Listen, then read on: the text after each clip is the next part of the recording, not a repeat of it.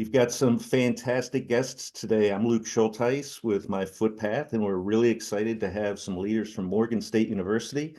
We've got Laquetta Bryant, Senior Recruitment Advisor, Emma Minnis, our Senior Admissions Advisor, and Nick Vaught, the Assistant Dean for Enrollment, Academics, and Student Success. There's a small job, right? Uh, I'm familiar with Morgan State. I spent a good number of years down in Baltimore. I'm a Knight from City College, City Forever, and miss my time down there. But very familiar with your institution. It's got a great, storied past from 1867, and I would imagine it's had to sort of reinvent itself, reposition itself over all of those years. And recently, there are two things that have happened that I've been aware of. One is a real big push to generate international enrollments, which is pretty unique for an HBCU. Doing really well, is my understanding. Great move. And the other is to stand up the College of Interdisciplinary and Continuing Studies, led by Nick. And we're really excited to hear about this. The focus is on serving adults. There's a big push down in Maryland to increase the number of adults who have degrees or certificates, as we have in many states. And you're taking action. You're taking a leadership position there. So I'd like to just kick off and maybe hear one or two success stories. I was at your conference presentation in Portland, and you had some cool slides. But if you wouldn't mind just sharing with our viewers a few of these success stories to kind of whet our appetites a little bit to hear about how you work the magic. Yeah, thanks, Luke. I thank you also for providing the history of Morgan State.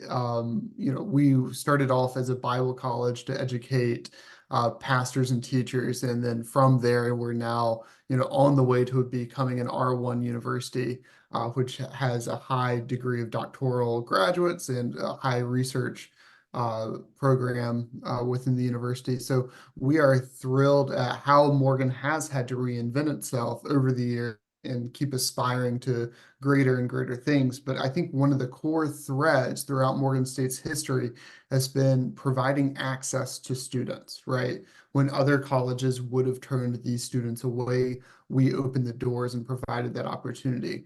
And that opportunity for many folks was, this is the college they can go to in order to get their degree. We take a risk on some students to give that chance, and time again, they show us that they are just as capable, and sometimes even more so because of the resilience they have to get through their studies. So I'm really proud to work at an institution that doesn't have any pride in exclusivity, but has a lot of pride in providing access to Morgan. And I think that, one of our great successes over the last few years has been how we've really centered on adult learners at Morgan State. So about 6 years ago, we started up the Applied Liberal Studies program at Morgan. That was our kind of first dip of our toe into the water of an interdisciplinary program. I was tapped to head up that program and to lead that program, and I'm really proud to say that within 5 years, we had around 500 graduates who otherwise would not have been able to earn their degree. These are folks who were returning to school. They were non-traditional or adult learners. And there were also students who, for whatever reason, may have wanted an interdisciplinary path of study. And so that program was wildly and is still very successful, and it's still going strong here at Morgan.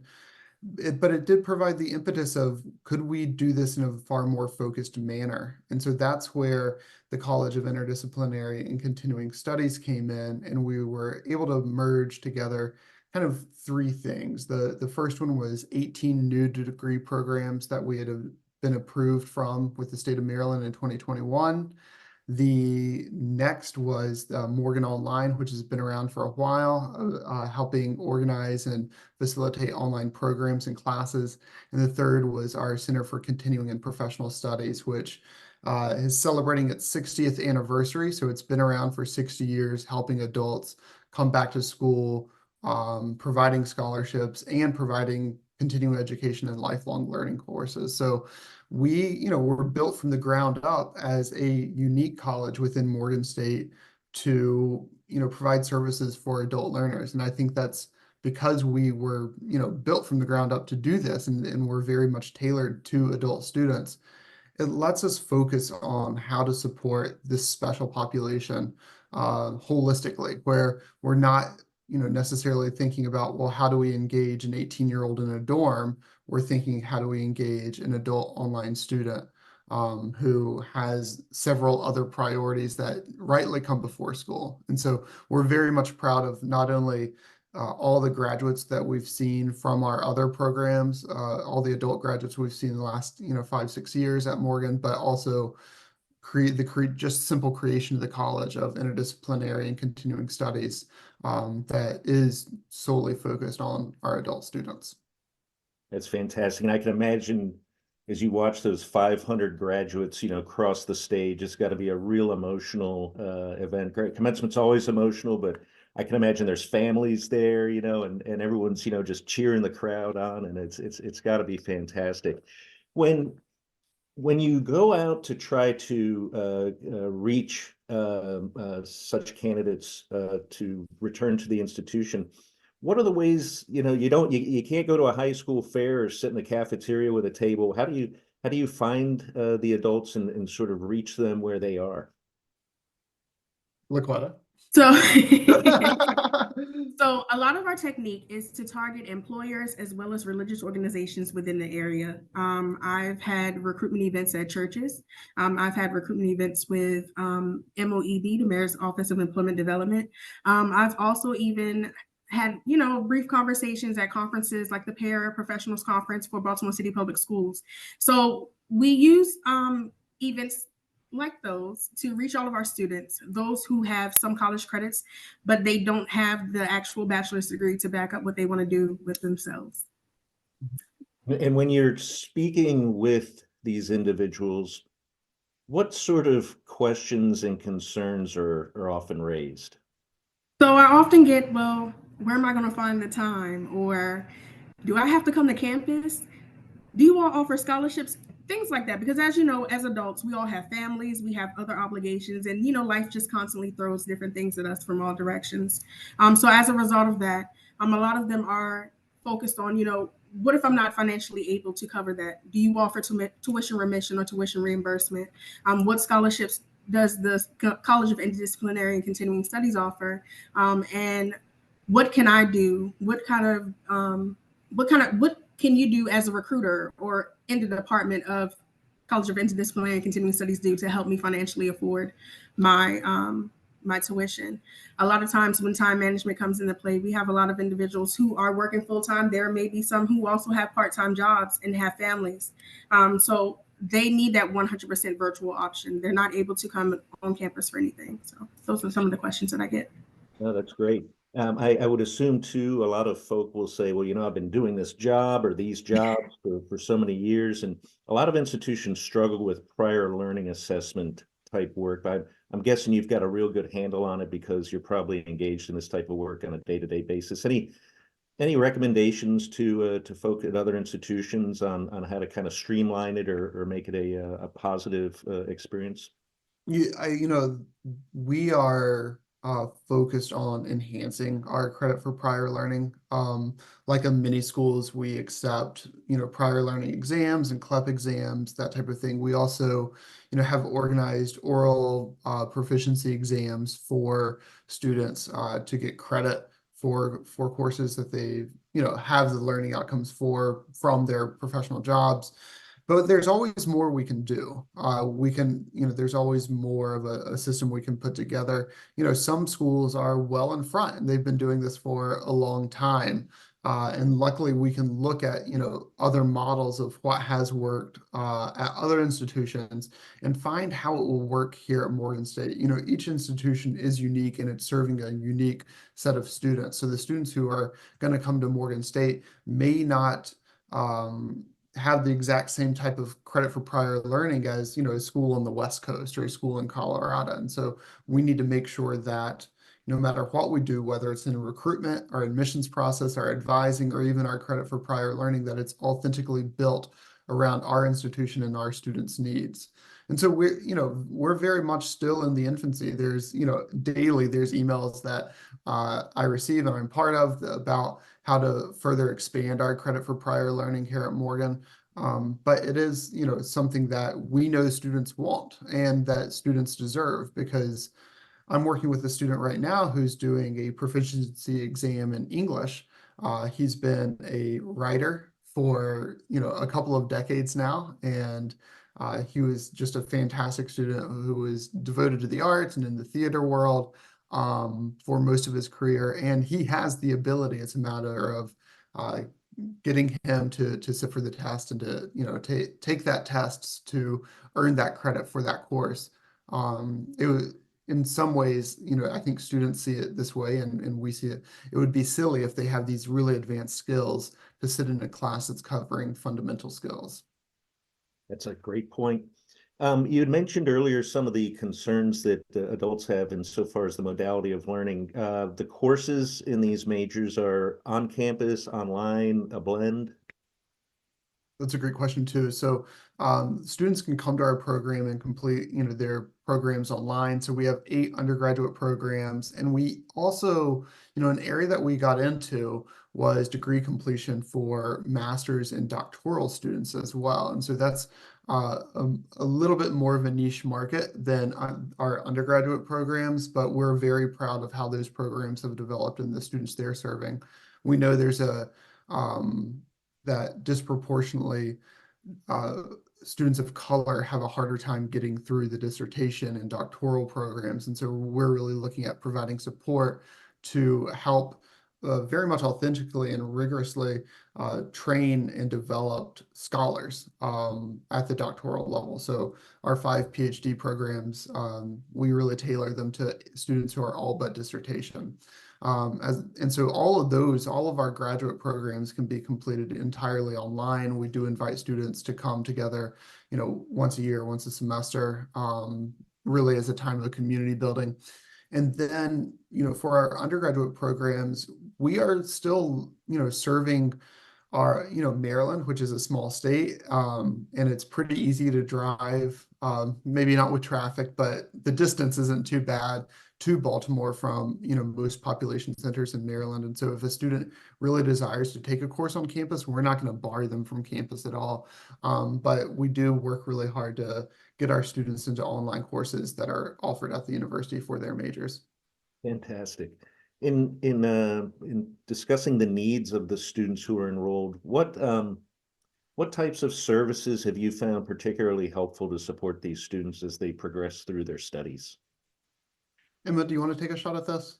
Yeah, I can talk about at least the application side, but you can take it away when it gets to more academic. So something that's been really important for us to implement in the application matriculation phase is the transfer evaluation streamlining process. So first and foremost, adults want to know how much money and how long it's going to take to complete the degree. So much of that is because they're bringing prior knowledge, prior credits to our institution. And before they register for classes, they want to know, again, how long it will take and how much money it will take. So we've been working on implementing a AI transcript processing software to further streamline that process. But in the meantime, we have an excellent rapport with the registrar's office, which has been extremely important for us to have constant communication and make sure our students are getting their needs met. Another interesting aspect about the application process is that after each we do rolling admission. So after each semester, we just take a look at how the process went for the application cycle and try to refine the application. So I meet with Miss Laquetta Bryant here, and as well as our graduate admissions director, to talk about how can we make this process better in the long run? How can we make this better for the future? Are you guys getting the information that you need? And so that's been really helpful to try to iron out any wrinkles that have been preventing students from fully matriculating. Laquetta, can you talk about the virtual student initiative that you have going on this semester? Yeah, so we actually started a virtual student initiative, and that is because a lot of the a lot of our virtual students are asking when they come in for their initial meeting with me, like, what aspect of campus can I enjoy? So we tell them like, hey, you have access to everything regardless of where you live, and that is true. So starting next month, actually, they will have a 1-hour seminar with different offices on campus. Our first seminar will actually be with the Office of Student Disabilities. The next one will be with Career Services, and it will go on from there. We will have an hour-long seminar on what scholarships they can apply for through the Center of Continuing and Professional Studies.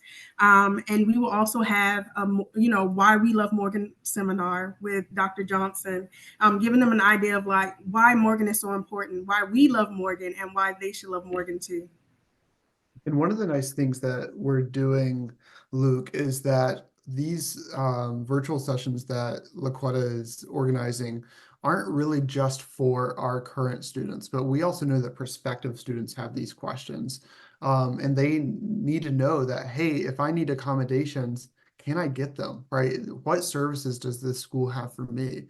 And so by offering them both a peek at the services and just access to what we already offer before they even enroll, we're hoping that we can show, hey, we are a place that is going to support you holistically. We are not about just getting numbers in and hoping that they stay, but we're really in it for the long haul with each individual student. And we want to provide that support and that knowledge of all the campus resources, all the campus opportunities from the get-go, from as soon as you first let us know who you are and that you are interested to come till you graduate. That's fantastic. I really think it's special that you do provide access to scholarships. Often, once you've gotten out of that traditional first-time full-time mode, and then you return to school, there's often not so much available for you. So many schools just base their awards on those entering students from high school. There aren't many of us that get the opportunity to help run something, participate in something that's so new. And my assumption is there have been a few hiccups here or there. Where there's some unforeseen challenges that you came across that you're able to kind of steamroll over to smooth things out? Yes. It's been entirely smooth, yeah. Yeah. I'll let Emma cover this one. Yeah, so I was responsible for setting up our new application, and making sure that from the application, our records were being recorded correctly in our student information system. That has been an ongoing challenge, making sure that things are coded correctly. And so we've had some records issues that, again, what I recommend for anyone else running into these issues is to make sure you have a good relationship with the registrar's office, Department of IT. They've been extremely helpful in helping us out, figure out these issues and prevent them for the future. So you do share the student information system with the rest of the institution. Do you also share the CRM, or do you have your own? Yes, that's right. So we operate our admissions completely separately from undergrad and graduate admissions. However, our CRM is built on top of the existing CRM platforms. Gotcha.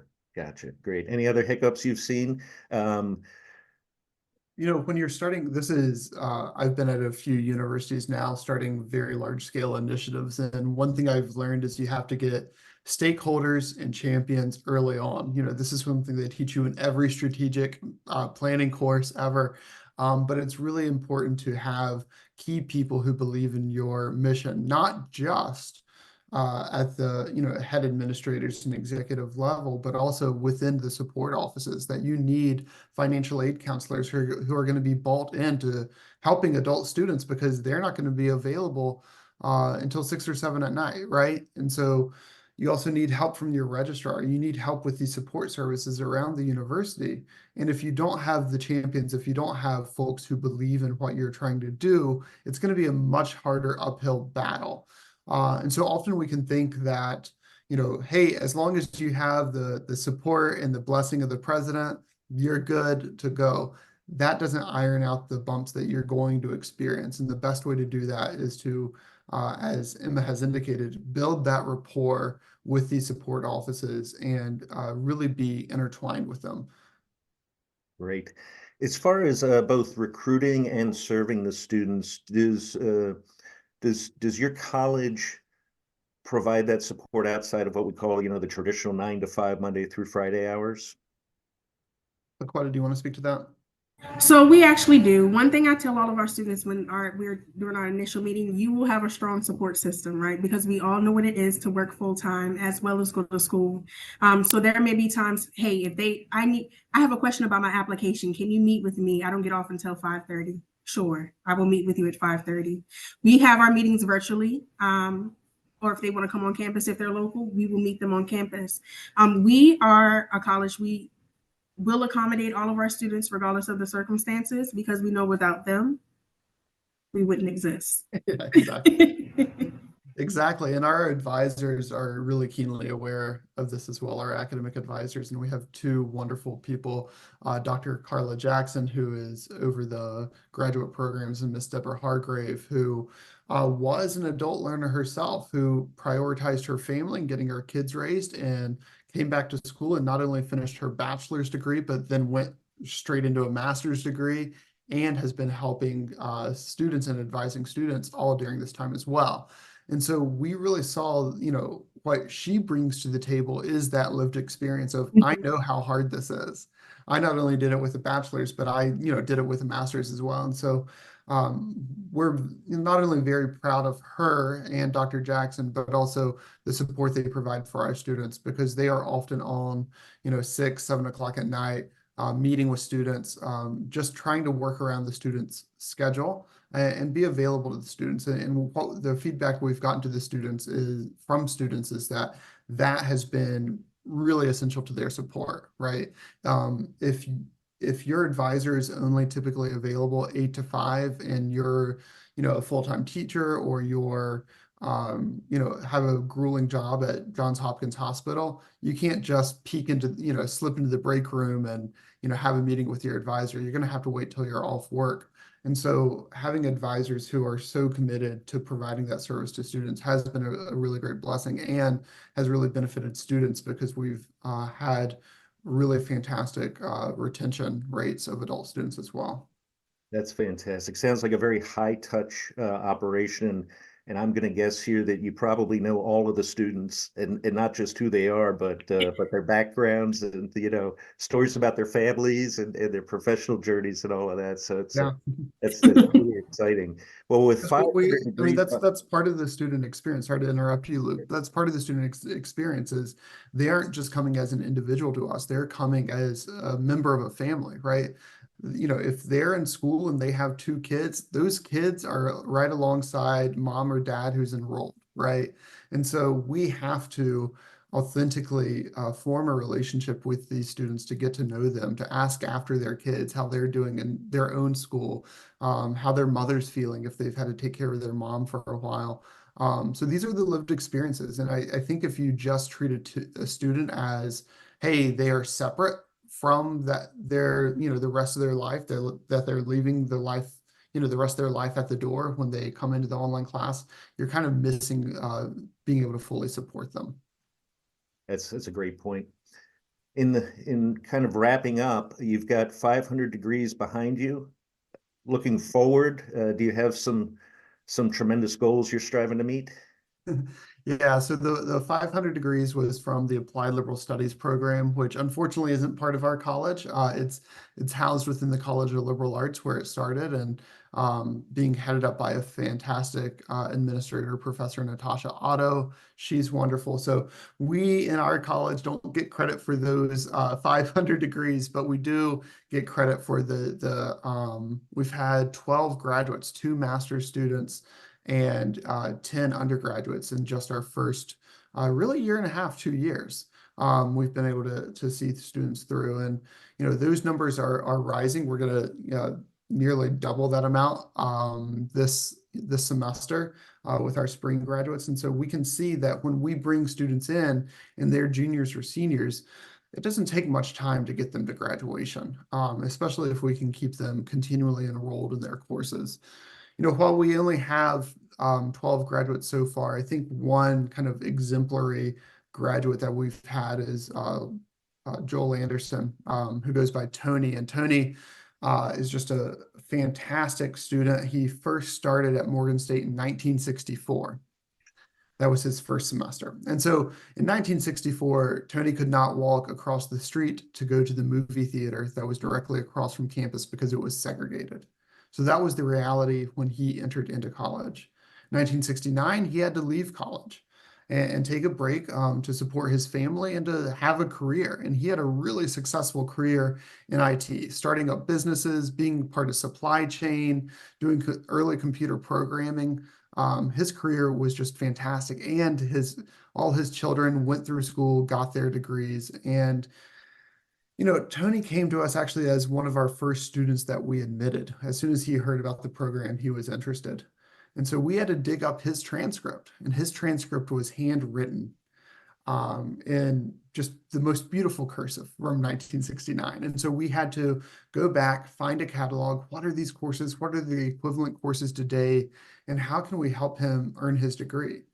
Now, just because he's an older student doesn't mean we're going to hand him his degree. It still took him a year and a half worth of coursework to earn that degree, but he earned it. And he was actually our first undergraduate to walk across the stage at last spring's commencement. And so we're remarkably proud of students like him who, no matter where you are in life, you can come back to school, and if you put your mind to it, if you make sacrifices, because it's going to take a sacrifice of time, of maybe things you used to do for leisure you can't do anymore. But if you're willing to put in the work, we're going to support you all the way and see you across the stage at graduation. That's great. It's real noble work going on over at the College of Interdisciplinary and Continuing Studies at Morgan State University. We're so glad to have the leadership speaking with us today. I'm Luke Schultheis. Thank you for watching our myFootpath interview today. Have a good day.